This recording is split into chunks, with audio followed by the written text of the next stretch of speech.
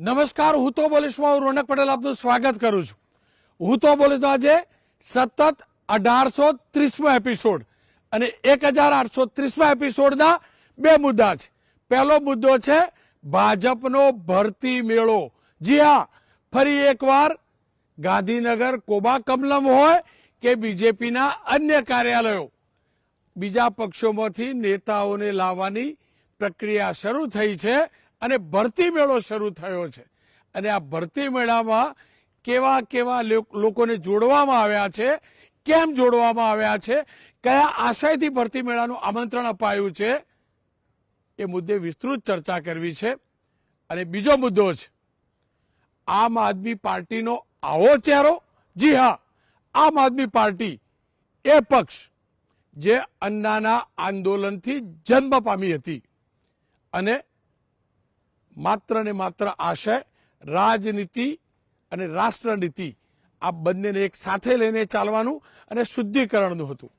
પરંતુ સ્થાનિક સ્વરાજની સંસ્થાની ચૂંટણીમાં કંઈક ચિત્ર અલગ જોવા મળે છે.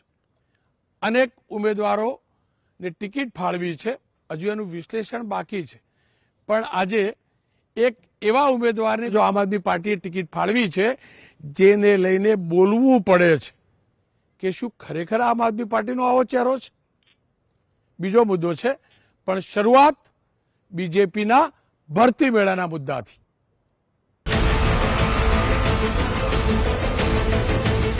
ચૂંટણી આવી અને ભરતી મેળો લાવી.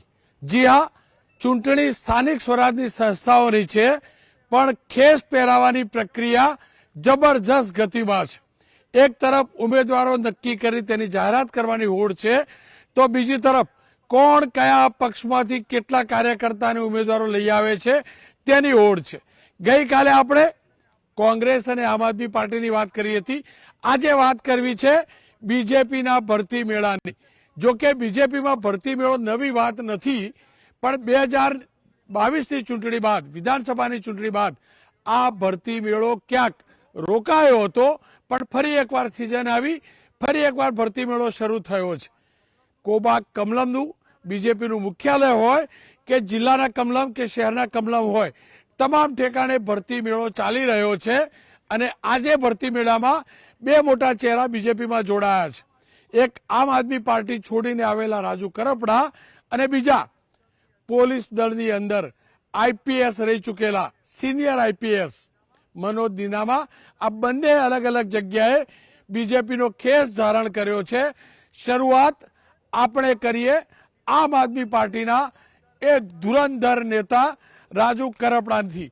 રાજુ કરપડા આજે સુરેન્દ્રનગરથી પહોંચ્યા કોબા કમલમ, ગાડીઓના કાફલા સાથે પહોંચ્યા. કિસાન મોરચો સંભાળતા હતા, કિસાન આંદોલનના મુખ્ય ચહેરા હતા. થોડાક સમય પહેલા આમ આદમી પાર્ટીમાંથી તેમને રાજીનામું આપેલું, ત્યારથી જ અટકળો વહેતી થયેલી કે રાજુ કરપડા બીજેપીમાં જોડાશે. ઠીક એ જ પ્રકારે રાજુ કરપડા આજે કમલમમાં પહોંચ્યા. ત્યાં તેમને આવકારવા બીજેપીના વરિષ્ઠ નેતાઓ ઉપસ્થિત હતા અને તેમને ખેસ પહેરાવવા માટે બીજેપીના પ્રદેશ મહામંત્રી પણ રહ્યા, સૌરાષ્ટ્ર ઝોનના પ્રભારી પણ રહ્યા અનિરુદ્ધ દવે, ભરત બોગરા પણ રહ્યા, ગોરધનભાઈ ઝડપિયા પણ રહ્યા.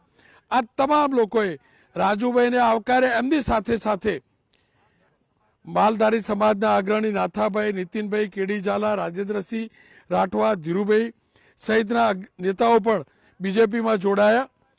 કરપડાએ પ્રતિક્રિયા આપી કે જેલમાં ગયો ત્યારથી મંથન ચાલતું હતું કે ખેડૂતોનું હિત કરવું હોય તો કયા પક્ષમાં જોડાઈને મદદ કરાય. અને કદાચ એ જ કારણ છે કે કિસાનના આ નેતા, કિસાનનું આંદોલન કરવાવાળા નેતા, જુજારુ નેતા, આમ આદમી પાર્ટીના મંચ ઉપર બેસનારા નેતા, ગોપાલ ઇટાલિયા અને ઈસુદાન સાથે ખભે ખભો મિલાવીને નીકળનારા નેતા, એમનો સાથ 2 મહિના પહેલા છોડી ચૂક્યા હતા. ત્યારબાદ કિસાન યાત્રા શરૂ કરેલી અને હવે કમલમમાં એમને ખેસ ધારણ કર્યો છે. સ્વાભાવિક રીતે જ કોઈ પણ વ્યક્તિ કમલમમાં જાય ત્યારે એના સૂર બદલાતા હોય છે. પહેલા સાંભળી લઈએ રાજુભાઈ કરપડાએ ભાજપનો ખેસ પહેરતા જ શું કહ્યું. મારી વાત તો એટલી છે કે હું કોઈ પાર્ટીના મેન્ડેટ પર ચૂંટાઈને મેં પાર્ટી છોડી દીધી હોય તો મારા પર આક્ષેપ થવો જોઈએ. મેં તો મફતમાં હાથીપણું કર્યું હતું, શું કામ મારા પર આક્ષેપ કરો છો? અમારા ખેડૂત સંગઠનને મજબૂત બનાવી આવનાર દિવસોમાં ખેડૂતોના જેટલા પણ પ્રશ્ન છે એને વાચા આપી અને આજ ભારતીય જનતા પાર્ટીની સરકાર પાસે ખેડૂતોના કામ થાય ને એ અપેક્ષા સાથે આજ ભારતીય જનતા પાર્ટીનો ખેસ ધારણ કર્યો છે.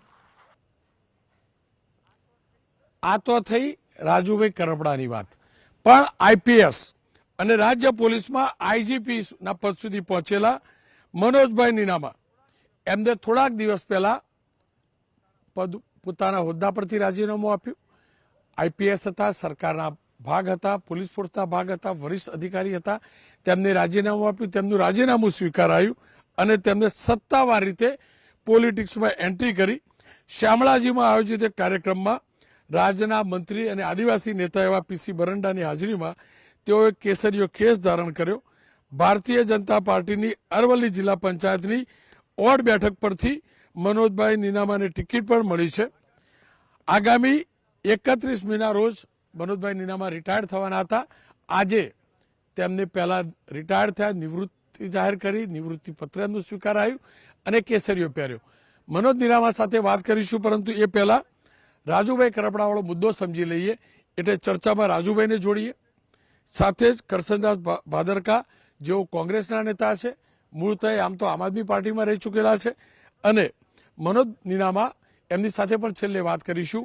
પણ રાજુભાઈ, આપનું કેવી રીતે, આપનું આપ એટલે આમ આદમી પાર્ટી નહીં, તમારું કમલમમાં કેવી રીતે ધુઆધાર સ્વાગત થયું તો હું જાણીને સમજ્યું.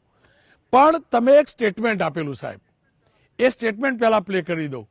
રાજુભાઈ, આ સ્ટેટમેન્ટ કદાચ તમે ભૂલી ગયા હશો, પણ એબીપી અસ્મિતાની ટીમે શોધી કાઢ્યું, પહેલા એ સાંભળી લો. કે રાજુ કરપડાને તો આમ કરશું, ભાજપમાં લઈ લેશું, લોકડું ઢીકડું કરી લેશું. એને કહીએ છીએ સુરત દાદા ઉગમણા ઉગવાની બદલે જેથી આથમણા ઉગે ને તેથી સમજો કે રાજુ કરપડા ભાજપનો ખેસ પહેરે. રાજુભાઈ અને કરશનદાસ બંને જોડાયા છે. રાજુભાઈ, આ સૂરજ પશ્ચિમમાંથી હાથમાં, આજે બી પશ્ચિમમાંથી જ હાથમાં છે. તમે એમ કહેતા હતા કે સુરત બીજી દિશામાંથી આથમશે અને બીજી દિશામાંથી ઉગશે ત્યારે જ ભાજપમાં જોડાઈશ.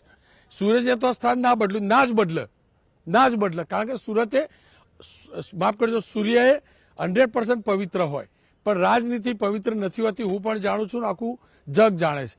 પણ સૂરજ હજુ પણ પૂર્વથી જ ઉગે અને પશ્ચિમમાંથી જ આથમે. કેમ તમે તમારા શબ્દો ભૂલી ગયા અને સીધા સૂર્યની દિશા જોયા સિવાય સવાર પડી અને કમલમ પહોંચ્યા? મહત્વની વાત એ છે રોનકભાઈ કે આ જે વિડીયો છે એ વિડીયો જે સમયે બન્યો છે એ વખતે મૂળી તાલુકો અને ધાંગધ્રા તાલુકાની વચ્ચેનો જે પટ્ટો છે. આ વાત એટલા માટે કરું છું કે આજે આ વિડીયો ચર્ચામાં છે. એ વિડીયો કઈ વખતનો છે, ત્યારે શું સમય હતો અને શેને લઈને આ નિવેદન આપેલું હતું, આગળનું નિવેદન, પાછળની આ વાતને કટિંગ કરી અને માત્ર જે આ વિડીયો ફરી રહ્યો છે, આજે ખૂબ ફરી રહ્યો છે આ વિડીયો, એની સ્પષ્ટતા એ કરું કે સિંચાઈના પાણીને લઈ અને મૂળી તાલુકાના ધાંગધ્રા તાલુકાની વચ્ચેના જે ગામડાઓ છે એ ગામડાઓનું સિંચાઈના પાણીનું આંદોલન ચાલી રહ્યું હતું. એ દરમિયાન આ સભા યોજાઈ હતી. આ સભામાં ઘણા બધા આક્ષેપો થતા કે આ આંદોલન અધૂરું મૂકી, પાણીનો મુદ્દો વચ્ચે પડતો મૂકી અને રાજુ કરપડા ભારતીય જનતા પાર્ટીમાં જોડાઈ જશે. મારી વાત એ વખતે સ્પષ્ટ હતી કે જ્યાં સુધી આ મુદ્દો પૂરો નહીં થાય, જ્યાં સુધી આ આંદોલન પૂરું નહીં થાય, ત્યાં સુધી સૂરજદાદા ઉગમણેથી આથમણા ઉગે તો પણ રાજુ કરપડા ભારતીય જનતા પાર્ટીમાં નહીં જાય. આખી વાત આ હતી, પણ એને તોડી મરોડી અને અલગ રીતે રજૂ કરવામાં આવી રહી છે. ત્યારે એક સ્પષ્ટતા એ કરું કે જે મુદ્દાને લઈને અમારું આંદોલન હતું એમાં 45 ગામને સિંચાઈના પાણીની સૈદ્ધાંતિક તો મંજૂરી મળી ગઈ, આજે કામ પણ ચાલુ થઈ ગયું છે. એટલે કે જે આંદોલનને લઈને આ આખી વાત કરવામાં આવી હતી એ આંદોલન પૂરું થઈ ગયું છે અને એ જે અમારી માંગણી હતી એ પણ પૂરી કરી દેવામાં આવી છે. એટલે જે આ આક્ષેપો થાય છે, મને એવું લાગે છે કે રાજકીય ટીકા ટિપ્પણી અને બદનામ કરવાની વાત છે, પણ મુદ્દો જે આંદોલનને લઈને હતો એની વાત હતી કે જ્યાં સુધી આ વાત પૂરી નહીં થાય ત્યાં સુધી કોઈ આક્ષેપ કરે છે, પરંતુ રાજુ કરપડા કોઈ પાર્ટીમાં નહીં જોડાય. બીજી વાત આજની જે છે તો ખાસ કરીને મેં કોઈ નહીં, સ્પષ્ટતા તમે એ પણ કરી બીજેપી છે એક સેકન્ડ રાજુભાઈ, કે હું 2000 રાજુભાઈ અડધી સેકન્ડ રોકું. તમે કોઈ જી. પાર્ટી નહીં બોલેલા, તમે બીજેપીમાં નહીં જોડે એવું બોલેલા. હા બિલકુલ હું બોલેલો. જ્યારે આ આંદોલન ચાલી રહ્યું હતું ત્યારે ઘણા બધા આક્ષેપો થતા કે રાજુ કરપડા આંદોલન અધૂરું મૂકી સિંચાઈની વાતને ભૂલી અને અહીંયાથી રાજુ કરપડા કોઈનું પડીકું લઈ લેશે, ભારતીય જનતા પાર્ટીમાં જોડાઈ જશે, કોઈ પદ હોદ્દો લઈ લેશે. એ વખતે જે સભાઓ હતી એમાં મેં આ ભાષણ કરેલું કે જ્યાં સુધી આ મુદ્દો પૂરો નહીં થાય, જ્યાં સુધી આંદોલન પૂરું નહીં થાય ત્યાં સુધી સુરજદાદા ઉગમણેથી આથમણા ઉગશે, પણ રાજુ કરપડા ભારતીય જનતા પાર્ટીમાં નહીં જોડાય. હું બોલ્યો તો સહજ ભાવે સ્વીકારું છું, પણ વાત કઈ હતી, વિષય કયો હતો? જે માંગણી અમારી હતી એમાં સિંચાઈના પાણીની વ્યવસ્થા થઈ ગઈ છે અને જે અમારો મુદ્દો હતો, જે માંગણી હતી એ સંતોષાઈ ગઈ છે. એટલે એ વાતને આની સાથે મને લાગે છે જોડી અને ક્યાંય ને ક્યાંય વાતને ભટકાવવાના પ્રયત્ન થઈ રહ્યા છે.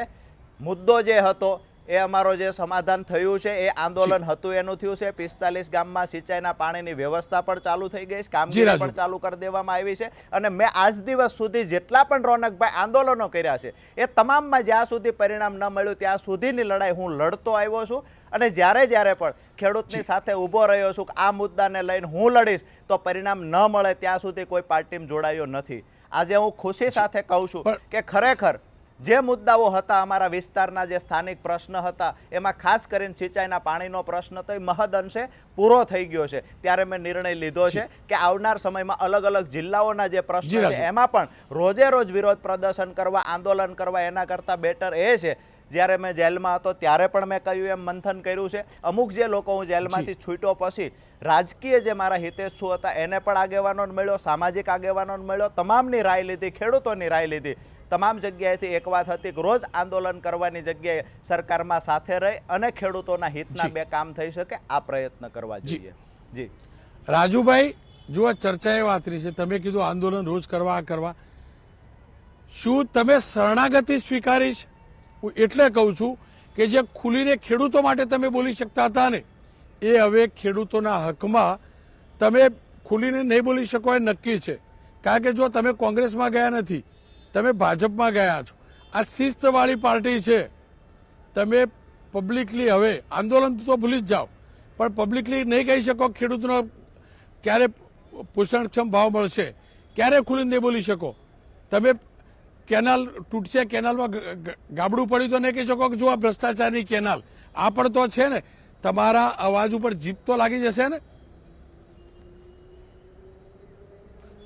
રોનકભાઈ, આપે જે વાત કરી તો હું મારું સ્પષ્ટ માનવું છે કે જ્યારે પણ ખેડૂત હિતની વાત આવતી હોય અને એક ખરેખર જાહેર જીવનમાં રહેનાર વ્યક્તિએ પ્રમાણિકતાથી અમુક બાબતો સહજ ભાવે સ્વીકારવી પડે.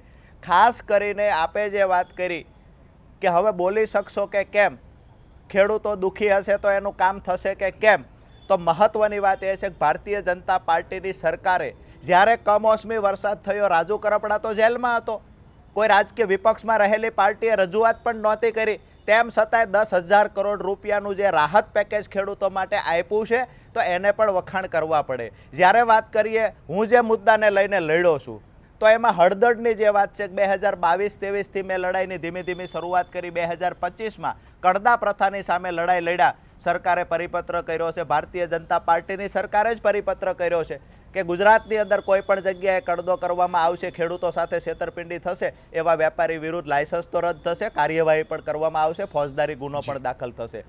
જ્યારે હું પાક વીમા યોજનાઓ સામે અમે લડ્યા છીએ તો એમાં પણ જેટલા ખેડૂતોનો 738 જેટલા ખેડૂતોની અમે હાઈકોર્ટમાં અરજી કરાવી, એમાં મહદ અંશે ખેડૂતોને પરિણામલક્ષી લડાઈ લડ્યા છીએ, પરિણામ મળ્યું છે, વળતર પણ મળ્યું છે. કમોસમી વરસાદ સામે સુરેન્દ્રનગર જિલ્લાની લડાઈ લડ્યા, એમાં પણ પરિણામ મળ્યું. એટલા માટે કહું છું, આ દરેક મુદ્દાઓ પર એટલા માટે ધ્યાન કેન્દ્રિત કરું છું કે જ્યારે કોઈ પણ મુદ્દો લઈને હું બહાર નીકળ્યો હતો એમાં પરિણામ આવ્યું ત્યાં સુધી લડ્યા છીએ. આગામી દિવસોમાં પણ સરકાર પર માત્ર ને માત્ર શંકાઓ કરવાની જગ્યાએ મને એવું લાગે છે અન્ય રાજ્યની સરખામણીમાં ગુજરાતની અંદર ભારતીય જનતા પાર્ટીની સરકાર ખેડૂતોને કંઈક વિશેષ આપી રહી છે. જેમાં કાંઈ ખૂટે છે એ આગામી દિવસોમાં અપેક્ષા પણ રાખીએ છીએ અને જરૂર પડશે ત્યાં સરકારમાં ચોક્કસથી રજૂઆત પણ કરશું. રાજુભાઈ, ચૂંટણી લડવાના પાક્કું ને? કઈ બેઠક ચૂંટણી લડવાના બેઠકથી?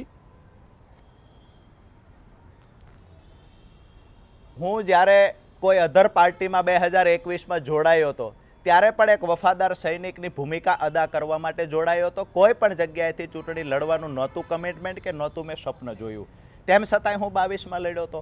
અહીંયાની જ્યારે વાત આવે છે ત્યારે પણ એક વફાદાર સૈનિક તરીકે મને જે જવાબદારી સોંપવામાં આવે છે એ જવાબદારી હું સુપેરે નિભાવીશ. આગામી દિવસોમાં લડવું ન લડવું, સંગઠનમાં કામ કરવું એ ચોક્કસથી પાર્ટી નક્કી કરશે અને પાર્ટીના ફાયદામાં હશે એવો નિર્ણય લેશે. જી, મને જે જાણકારી મળી છે હું બ્રેકિંગ ચલાવી રહ્યો છું અને એ પ્રમાણે અમને સૂચના છે, અમને જાણકારી છે, સૂચના કરતો જાણકારી છે, મારા રિપોર્ટર તરફથી જે સૂચના આવી છે એ પ્રકારે મારા દર્શકોને જણાવી દઉં. રાજુભાઈ કરપડા ચૂંટણી ચોક્કસથી લડશે. સ્થાનિક સ્વરાજની સંસ્થાઓમાં પંચાયતની ચૂંટણીમાં, જિલ્લા પંચાયતની ચૂંટણીમાં રાજુભાઈ ચૂંટણી લડશે એ નિશ્ચિત છે. રાજુભાઈ ચૂંટણી લડશો, લોકો સવાલ તો પૂછશે ને, તમે સવાલ તો પૂછશે ને. મારો તો સમયનો અભાવ છે એટલે બહુ ઝાઝા સવાલ નથી પૂછતો, પણ નાગરિકો તો સવાલ પૂછશે ને. તમારી જોડે જે ખેડૂતો હતા, તમારી જોડે જે લોકો આંદોલનકારી હતા, એ લોકો કહેશે તો ખરા રાજુભાઈ અમને ક્યારે પૂછી ગયા તમે? રોનકભાઈ, કદાચ સૌરાષ્ટ્રમાં ઇતિહાસમાં એક નવી ઘટના હશે. કોઈ રાજકીય પાર્ટીનું પ્લેટફોર્મ છોડ્યા પછી ખેડૂતોની વચ્ચે જઈને ખેડૂતોને પૂછવું કે હવે ખરેખર હું જે નિર્ણય લેવા જઈ રહ્યો છું એમાં તમે સાથે છો ને? કોઈનો કાંઈ પ્રશ્ન હોય તો કહેજો. સૌરાષ્ટ્રમાં ખેડૂત સંકલ્પ યાત્રા દરમિયાન તમામ સભાઓની અંદર મેં પૂછ્યું છે.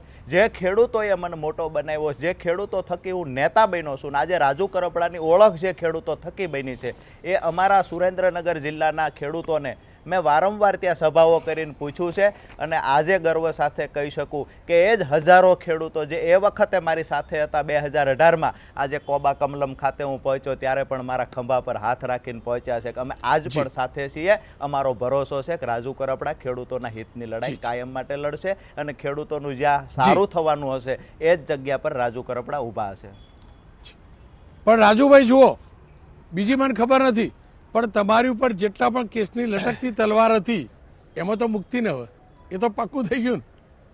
કારણ કે જો શાસક પક્ષમાં આવો એટલે બહુ બધા કિસ્સા છે, બહુ બધા રાજુભાઈ, બહુ બધા જૂના કિસ્સા છે. હું જાણું છું. તમારા સુરેન્દ્રનગર જિલ્લાના ધારાસભ્ય, એમના ઉપર કેસ દાખલ થયો, જામીન પણ નહોતી મળતી, પછી જામીન મળી, અદાલતે જામીન આપી, કાનૂની પ્રક્રિયા પ્રમાણે જામીન મળી.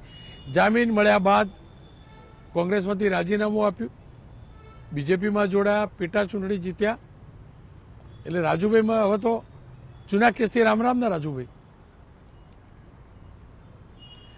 મને એવું લાગે છે કે આ આક્ષેપ આપણે જે કરીએ છીએ રાજકીય આક્ષેપ હોઈ શકે, પણ મને એવું લાગે કે કોર્ટની જે વાત છે એમાં દખલગીરી હું કરી અને કહું કે આવું થશે ભવિષ્યમાં, તે કોર્ટનો નિર્ણય છે. પણ મહત્વની વાત આજે એક રોનકભાઈ, એબીપી અસ્મિતાના માધ્યમથી ગુજરાતની જનતાને કરું, અને જે લોકો મારા પર આંગળી ચીંધી રહ્યા છે કેસને લઈને, તો એ લોકો માટે જે કેસ મારા પર છે એ 10 વર્ષ જૂના છે, કોઈ નવો કેસ નથી. અને જે 10 વર્ષ જૂના કેસ છે એ પણ પારિવારિક કેસ છે, જેનું અમારે સમાધાન પણ થઈ ચૂક્યું છે. શું કામ આરોપો મૂકવામાં આવે છે એ મને સમજાતું નથી. શા માટે આ લટકતી તલવાર બતાવવામાં આવે છે સમજાતું નથી. એમાંના અડધા કેસમાં તો એફિડેવિટ પણ રજૂ થઈ ગયું છે કે ભાઈ અમારે સમાધાન થયું છે. તમને નવાઈ લાગશે રોનકભાઈ, આજે મારું જોઈનિંગ થયું ત્યારે એ ફરિયાદી પરિવારમાંથી 2 લોકો આજ મારી સાથે હતા. એ નથી સમજાતું કે અમારે પારિવારિક રીતે કોઈ પ્રોબ્લેમ નથી, અમે બધા સાથે છીએ, હળી મળીને રહીએ છીએ. જે તે સમયે વિવાદ હતા, હવે કોર્ટની જે એક પ્રક્રિયા છે એ પૂરી જ કરવી પડે, એટલા માટે કેસ લટકતો છે. એમાં મારે કોઈની મદદની જરૂર નથી. બીજી વાત કે છતાંય આવા આક્ષેપો થઈ રહ્યા છે ત્યારે મારું સ્પષ્ટ માનવું છે કે કોર્ટ પર કોઈ સવાલ ઉઠાવે એ લોકશાહી દેશમાં અને ખાસ કરીને કાયદા વ્યવસ્થા પર સવાલ ઉઠાવવા જેવી વાત છે. એ મને લાગે છે કે રાજકીય આક્ષેપ કરનારા લોકોએ પણ એમાં એમનું પણ ધ્યાન કેન્દ્રિત કરીને વિનંતી કરીએ છીએ કે આવી જ રીતે જો કોર્ટો અને કાયદા વ્યવસ્થા પર જો સવાલો ઉઠશે તો સામાન્ય લોકો છે અને કાયદા વ્યવસ્થા પરથી કોર્ટ પરથી વિશ્વાસ પણ ઉઠી જશે. આવી રીતે ક્યારે શંકા સવાલ ન થવા જોઈએ. જી રાજુભાઈ, જુઓ, અદાલતની કાર્યવાહી ઉપર, ન્યાયતંત્ર ઉપર ક્યારે સવાલ ન હોઈ શકે, પણ એ પુટઅપ કરતું હોય એ સરકાર તરફથી, એટલે કે પોલીસ પુટઅપ કરતી હોય ને એ પરિપ્રેક્ષમાં પૂછું છું. ખેર, આપના બીજા સાથીદાર મારી સાથે જોડાયા, કરસનદાસ ભાદરકા. કરસનદાસજી, તમને એક અફસોસ તો હશે, કદાચ રાજુભાઈએ આપમાંથી રાજીનામું આપ્યું એટલે તમને એક શક્યતા પણ દેખાતી હશે આજ રાજુભાઈ જોડે ફરી એકવાર મંચ શેર કરવા મળશે, જોડે ભાષણ આપીશું તે તરાર કોંગ્રેસના મંચ ઉપરથી. આવું ના થયું તેનો કેટલો અફસોસ? જી, ઘણો અફસોસ છે. અને હું તો એક વખત આમંત્રણ આપવા એમને રૂબરૂ મળેલો પણ છું. પણ આજે કમલમ અને અત્યારે લાઈવમાં જે મેં રાજુભાઈનું આખું ફેસ રીડિંગ કર્યો, મને ખરેખર અંદરથી દુઃખ થાય છે. કારણ કે એ મારા ફેસ રીડિંગનું જે આઉટપુટ છે એવું છે કે રાજુભાઈ પોતે અંદરથી ખૂબ દુઃખી છે, કારણ કે એ પોતે લાગણીશીલ માણસ છે. મને ઇન જનરલ હું વાત કરું ને તો એક ડર, એક મજબૂરી અને ક્યાંક ને ક્યાંક નકારાત્મક મહત્વાકાંક્ષા ને જ્યારે ઉતાવળનો વઘાર લાગે છે ને ત્યારે આવું થતું હોય છે. વિશેષ મારે અથવા મારા માધ્યમથી રાજુભાઈને એક પ્રશ્ન એ પૂછવા જેવો છે કે કમલમમાં એણે આજે એક ગર્ભિત વાત કરી, ગર્ભિત. અને એ વાત એ હતી કે ખેડૂતોના હિત માટે રૂલિંગ ગવર્નમેન્ટમાં સરકારમાં રહેવું મારી જોઈએ. ટીમને કહીશ કે રાજુભાઈને જોડેલા રાખે. જી રાજુભાઈને જોડેલા રાખે. જી બોલો. જી જી, આજે કમલમ પર એણે એક ગર્ભિત વાત કરી કે કિસાનોના કામ માટે, કિસાનોના ભલા માટે રૂલિંગ ગવર્નમેન્ટમાં રહેવું જોઈએ. તો હું તો બોલીશ એ બહુ મોટું પ્લેટફોર્મ છે ને એ પ્લેટફોર્મથી જો રાજુભાઈ ખેડૂતોને એ ચોખવટ કરે કે કદાચ આવતીકાલે રૂલિંગ ગવર્નમેન્ટમાં બીજેપી નહીં હોય તો ખેડૂતોનું હિત માટે તમે શું જે તે ગવર્નમેન્ટ હશે એ પાર્ટીમાં રહેશો. આ બહુ ઓછા લોકોએ આ બાબતની નોંધ લીધી છે. પણ એમનું જે કમલમ ખાતેનું સ્ટેટમેન્ટ હતું એ મને મગજમાં ચોંટ્યું કે યસ, કિસાનો માટે જો એ ભાજપમાં ગયા હોય અને પેલો તડકો ના લાગ્યો હોય, મેં વાત કરીને કે ડર, મજબૂરી, નકારાત્મક મહત્વાકાંક્ષાને જ્યારે ઉતાવળનો તડકો વઘાર લાગે છે ત્યારે આવા ડિસિઝનો લેવાતા હોય છે. 10,000 કરોડની જે વાત છે તો એ બાબતે તો જો કમ્પેર કરવી હોય તો 73,000 કરોડના દેવા માફીનો પણ ઇતિહાસ છે. ખેર એ લાંબુ થઈ જશે, એમાં નથી પડવું. પણ આ પ્રશ્ન ગુજરાતના એક એક ખેડૂત માટે ખૂબ મહત્વનો છે કે મારા મિત્ર રાજુભાઈ જો ખેડૂતોના હિત માટે અને ખેડૂતોના કામ થાય એ માટે રૂલિંગ ગવર્નમેન્ટમાં જોડાવવું ખૂબ જરૂરી છે એવું માનતા હોય તો નમ્ર પ્રશ્ન મારો એ છે કે 27માં ગવર્નમેન્ટ બદલાશે તો ખેડૂતના હિત માટે જે પાર્ટીની ગવર્નમેન્ટ આવશે એમાં રાજુભાઈ એ બાજુ ખેંચાશે કે નહીં એનો જવાબ ખેડૂતોને આપી દે તો એની જે ટીકા ટિપ્પણી થાય છે કદાચ બચી શકશે. જી હું પૂછી લઉં. રાજુભાઈ, જો આ સીધા સંવાદ વાળું ડિબેટ નથી પણ એ સવાલ વેલિડ તો છે અને મને લાગે છે કરશનદાસ બાપુ છે ને સવારે રાજનેતા થઈ ગયા અને પત્રકાર પણ થઈ ગયા. જો મારા ધ્યાનમાં ના આવ્યું પણ કરશનદાસ બાપુના ધ્યાનમાં આવ્યું. વેલિડ સવાલ તો છે. કાલ ઉઠીને સરકાર બદલાય રાજુભાઈ તો શું કરશો? મેં એમાં એ ચોખવટ કરી છે કે ભારતીય જનતા પાર્ટીની સરકાર જે નિર્ણય લઈ રહી છે, ખેડૂતો હિતમાં નિર્ણય લઈ રહી છે, ત્યારે એનાથી પણ પ્રભાવિત થઈ અને ખાસ કરીને જ્યારે આ સરકારમાં વિપક્ષમાં રોજે આંદોલન કરીએ છીએ, ઘર્ષણ કરીએ છીએ, ખેડૂતોને પણ ક્યાંક ને ક્યાંક ગેરમાર્ગે દોરવાનું કામ વિપક્ષમાં રહીને થાય છે. કોઈ અધર પાર્ટી, વિપક્ષમાં રહેલી પાર્ટી પોતે નિર્ણય નથી લઈ શકવાની, પરંતુ ખેડૂતોને ઉપયોગ કરી અને પરિણામ સુધીની લડાઈ લડવાની જગ્યાએ ક્યાંક ને ક્યાંક લડાઈ અધૂરી છોડી અને માત્ર ખેડૂતની સહાનુભૂતિ મેળવવાની કોશિશ કરે છે. આ સમયે મેં વાત કરેલી કે ભારતીય જનતા પાર્ટીની સરકાર ખેડૂત હિતમાં નિર્ણય લઈ રહી છે એટલે સરકારની સાથે જોડાયા છે. આગામી દિવસોમાં સરકાર ખેડૂતોના જે નિર્ણયો લીધા છે એનાથી પણ સવાયા સારા નિર્ણયો સવાલ એ છે રાજુ, જ્યાં સુધી મારી વાત એ છે કે ભારતીય જનતા પાર્ટીની સરકાર છે, ભારતીય જનતા પાર્ટી ખેડૂતના હિતમાં નિર્ણય લઈ રહી છે. જે એમને વાત કરી મારા સાથી મિત્ર અને ખૂબ ભાઈ સમાન મિત્ર રહ્યા છે કરશન બાપુ ભાદરકાએ જે વાત કરી કે ખરેખર 73,000 કરોડવાળી વાત કરી તો એમાં પણ મને એવું લાગે કે સમય ઓછો પડશે. બેની તુલના કરશું તો બહુ અઘરું થશે. આખા ભારત દેશના ખેડૂતોના થઈને 71,000 કરોડ રૂપિયા 2007ની અંદર માફ કરવાની વાત હતી, જ્યારે ગુજરાતમાં કમોસમી વરસાદના વળતરમાં માત્ર એક સિઝનની અંદર વળતર ચૂકવવાની વાત આવી તો 10,000 કરોડ રૂપિયા, અને એ પણ દેશના ઇતિહાસમાં ક્યારેય ન ચૂકવાની હોય એવડી રકમ છે. સર્ચ કરીને ચેક પણ કરી લેવું. મુદ્દાની વાત જે કરી કરશનદાસ કે બાપુ, આવનાર સમયમાં સરકાર હવે બદલાશે તો શું, આજે તો હું જોઉં છું કે ભારતીય જનતા પાર્ટી ખેડૂત માટે નિર્ણયો લઈ રહી છે ને આગામી દિવસોમાં સરકાર જી, જી. બદલાશે, કદાચ સપના તો જોઈ શકાય છે પણ કદાચ બદલાશે, ભવિષ્યમાં પણ વર્ષો પછી બદલાય એવું માની લઈએ તો પણ મજબૂતાઈથી વિપક્ષમાં રહીને જો ખેડૂતના મુદ્દે લડાઈ લડવાના છે તો ખેડૂતોની સાથે હશું, ખેડૂતોની માટે થઈ અને પાર્ટીમાં જોડાયા છે. જી, જી. ભરોસો છે સરકાર બદલવાની કોઈ વાત નથી. ભારતીય જનતા પાર્ટી જી, જી. ખેડૂતોના હિતમાં નિર્ણય લઈ રહી છે એટલા માટે બિલકુલ, રાજુભાઈ, ભારતીય જનતા પાર્ટી રાજુભાઈ, સાથે કરશનદાસ જોડાયા છે, બાપુ જોડે સત્તા જુઓ. પક્ષ સાથે નહીં. કરશનદાસ બાપુ, તમારા સવાલનો જવાબ લગભગ મળી ગયો. એમને કીધું કદાચ એવું થાય તો એ વિપક્ષમાં રહેશે. જી. પણ કરશનદાસ બાપુ, તમને ના થયું? તમને ઈચ્છા નથી? કમલમ પહોંચી, રાજીવ ગાંધી ભવન પહોંચી ગયા. લોકો તો એમ કે ડૂબતી નાવ, મને ખબર નથી ડૂબતી નાવ કે નહીં, નહીં, કે મતદારમાં નાવ. મેં શરૂઆતમાં તમને કેમ ગણાવ્યું સીધું ને, તમે મને- શોર્ટકટ પકડી લીધો, મને સીધો રાજીવ ડર ગાંધી નથી. ભવન ગયા. રાજુભાઈ છેક કમલમ સુધી લાંબા થઈ ગયા.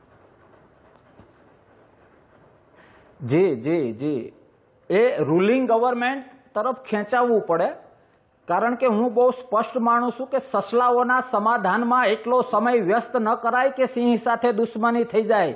સિંહ તત્વ સમજવું ખૂબ જરૂરી છે. આક્રમકતા અને લોકશાહીના રક્ષણ માટે લડવૈયા બનવું અને લડવૈયાનું જે તત્વ છે એ સમજવું ખૂબ જરૂરી છે. એ હું ખૂબ સારી રીતે જાણું છું. અને રૂલિંગ ગવર્મેન્ટ, હું રિપીટ કરું છું કે જે 4 ફેક્ટરો છે, ડર, મજબૂરી, નકારાત્મક મહત્વાકાંક્ષા અને એને ઉતાવળનો તડકો, એ કરશન બાપુ ભાદરકામાં નથી. મેં ખૂબ લાંબુ વિચાર્યું કે 1947 થી આજ સુધી ગુજરાત અને રાષ્ટ્ર ઉપર જે પાર્ટી રાજકારણમાં ઉપર ચડાવતો આવ્યા કરે, અંધારું અંજવાળું આવ્યા કરે, ઉગમણો ઉગે, આથમણો ઉગે, ક્યારેક આજે જેમ ઉગ્યો એમ આથમણો ઉગે, આ તે, એ તો ઘણું બધું લાંબુ થઈ જશે. પણ મને ખબર છે કે માવતર પાર્ટી, મતલબ કે જે દેશ માટે આઝાદીથી આજ લઈને જે ભોગ આપ્યો છે એના ઉપર તો સેમિનાર કરવો પડે. તો એ બેઝ ઉપર મેં વિચાર્યું. અને મારા એવા કોઈ કામ ધંધા કે મજબૂરી નથી કે મારે રૂલિંગ ગવર્મેન્ટને, માવતરને, ભાઈ બાપા જી કરવું પડે. આક્રમકતા છે, સ્મશાન સુધી રહેશે. સાચાને સાચો અને ખોટાને ખોટો કહેવાની ડંકાની ચોટ ઉપર આદત છે, રહેશે અને સ્મશાન સુધી લડીશું. કોઈ ચિંતાનું કારણ નથી. બાકી જે મળદનું કલેજું કહેવાય ને, મળદનું કલેજું તો એ છે કે સત્ય શું છે, અસત્ય શું છે, એ ભોળા ખેડૂતોને કહેવું જોઈએ. 4 કલાકમાં જો સૂર બદલાતા હોય ને તો કરશન ભાદરકા મરવાનું પસંદ કરે, બકરી બનવાનું પસંદ ના કરે. એ રીતે અમારો આશ્રમોમાં ભણીને ઉછેર થયો છે અને સ્મશાન સુધી સૈનિક તરીકે કોંગ્રેસની જે યોગદાન છે એને યાદ કરીને લડતા રહીશું. એટલે હવે રોકું છું, એટલા માટે ના ગયો. પણ તમને પણ આ બધું જ્ઞાન સાંભળો ને, આપને પણ તો જ્ઞાન આપમાં ગયા પછી જ આવ્યું પાછું. તમે આપમાંથી પાછા અહીંયા આવ્યા. કોંગ્રેસ તો પહેલેથી કામ કરતી હતી, પણ તમને એ વખતે કદાચ જ્ઞાન નહોતું થયું. ખેર, અને આ જ મુદ્દાનો બીજો મુદ્દો એ છે, આ જ ભાગ, કે મનોજ નીનામાજી સિનિયર આઈપીએસ, તેમને આજે કેસરિયા કર્યા. શું કારણ રહ્યું? બિંદાસ ડિસિપ્લિનથી કામ કરવાવાળો વ્યક્તિ, એડમિનિસ્ટ્રેશનનું કામ કરવાવાળો, તો લો એન્ડ ઓર્ડરનું કામ કરવાવાળો વ્યક્તિ બીજેપીના ભરતી મેળાની અંદર સામેલ થયા. અને એ પાક્કું છે કે એમની ભરતી મેળામાં સામેલ થયા, પહેલી નોકરી પણ મળી ગઈ, એટલે કે ટિકિટ પણ મળી ગઈ. જાણવું તો જરૂરી છે કેમ, શું કારણ રહ્યું બીજેપીમાં જોડાયા. મેં સંવાદ કર્યો છે, એ જોઈ લઈએ. નીનામાજી વહેલા નિવૃત્તિ લેવી, નિવૃત્તિ લીધા પછી રાજનીતિ જોઈન કરવી, ચૂંટણી લડવાનો નિર્ણય કરવો, તે પણ બીજેપીમાંથી જ. કારણ શું રહ્યું? શું કારણ અચાનક બીજેપી માટે તમને આટલો પ્રેમ આવ્યો અને રાજનીતિ માટે આટલું આકર્ષણ થયું? રોનકભાઈ, રાજ્ય સરકારમાં ટોટલ 40 વર્ષની સર્વિસ થઈ. આ રાજ્ય સરકારમાં ઘણા બધા અનુભવો થયા, ફિલ્ડમાં પણ ઘણા અનુભવો મળ્યા. અને એ નિષ્કર્ષના અંતે જે ભારતીય જનતા પાર્ટી છે એના વિચારો, એનો જે એજન્ડા છે એ, અને એમની કામ કરવાની જે પદ્ધતિ છે એ, ને આ બધા જે સમીકરણો છે એ સમીકરણોને ધ્યાને લઈ અને મારી પ્રથમ પસંદગી બીજેપી હંમેશા રહી છે. નીનામાજી બીજેપીમાં જોડાયા એટલે સ્વાભાવિક રીતે જ જે તમામ લોકો ચર્ચા કરે છે એ પ્રકારે બોલતી બંધ થઈ જાય અને પાર્ટીની ડિસિપ્લિનમાં આવવું પડે. તમે તો મુક્ત રીતે કામ કરવા ટેવાયેલા છો, ઓર્ડર આપવા ટેવાયેલા છો, ઓર્ડર લેવા ટેવાયેલા નથી. તો આ જે શિસ્તબદ્ધ ગણાતી પાર્ટીમાં મુક્ત રીતે કામ કેવી રીતે કરી શકશો? સ્વતંત્ર રીતે નિર્ણય લેતા હતા વિભાગની અંદર, એ હવે તમારી સ્વતંત્રતા છીનવાઈ નહીં જાય? પોતાના સ્વભાવ પર જાય છે રોનકભાઈ. તમે કઈ પરિસ્થિતિમાં તમારી પોતાને કઈ રીતે ઢાળો છો એના પર આખું જાય છે. બાકી અમારું ઘડતર છે એ આખું પ્રશાસન સાથે સંકળાયેલું છે. અધિકારી તરીકેની છાપ છે, અધિકારી તરીકેની કામગીરી છે, આદેશાત્મક કામગીરી કરવાની ટેવ પડેલી હોય ચોક્કસ. પણ જ્યારે તમે અને એ પરિસ્થિતિ તમારે 58 વર્ષ કે 60 વર્ષ સુધી એ સત્તાઓ તમે ભોગવો છો. એના પછી તમે જ્યારે સામાજિક ક્ષેત્રમાં અથવા તમારો અધ્યાય જ્યારે બદલાય છે તો એ અધ્યાયની સાથે સાથે વિચારો, વાણી અને વર્તન આ બધું પણ માણસના જીવનમાં બદલવું ખૂબ જરૂરી છે. નીનામા સાહેબ, પંચાયતની ચૂંટણી પૂરતા સીમિત રહેવાના છો? જિલ્લા પંચાયત પૂરતા, તાલુકા પંચાયત, નગરપાલિકા પૂરતા, કે પછી વિધાનસભા સુધી પહોંચાડવાનો મનસૂબો બનાવીને રાજનીતિમાં આવી રહ્યા છો? વિધાનસભા લડવાના ખરા 27ની? હજી તો અમારે આ પાર્ટીમાં શરૂઆત છે, પાપા પગલી છે. તમે 1-2 વર્ષ કેવી રીતે કામ કરશો ભવિષ્યમાં, લોકોને કેવા ઉપયોગી થશો અને પરિણામ શું મળશે, એ બધું એક એનાલિસિસનો વિષય છે. એ આપની કક્ષાનો વિષય છે કે જ્યારે એનાલિસિસ કરશે અને ખાસ કરીને પાર્ટી એનાલિસિસ કરશે અને પાર્ટી આદેશ કરશે કે ભાઈ તમારું અપગ્રેડેશન કરવું છે, તો અપગ્રેડેશનમાં પાર્ટી જે આદેશ કરે એ પ્રમાણે પછી અમે આગળ વધશું ને એવી અમારી તૈયારી છે. કેમ કે આપે આદિવાસી વિસ્તારની વાત કરી, અંબાજીથી લઈ ઉમરગાંવ સુધીનો આ આદિવાસી બેલ્ટ 60માં ગુજરાતની સ્થાપના થઈ એ હકીકત છે. આજ દિન સુધી કોંગ્રેસની સરકાર પણ આવી અને 30 વર્ષથી બીજેપીની સરકાર પણ છે, પણ આ આદિવાસી બેલ્ટમાં હજી સુધી વિકાસ પહોંચ્યો નથી. વિકાસથી વંચિત આ પ્રદેશ છે. કોઈ પણ પક્ષ હોય એ હકીકત છે, મારા આદિવાસી ભાઈ બહેનોને મેઇન સ્ટ્રીમ સુધી પહોંચાડી નથી શક્યો, જોડી નથી શક્યો.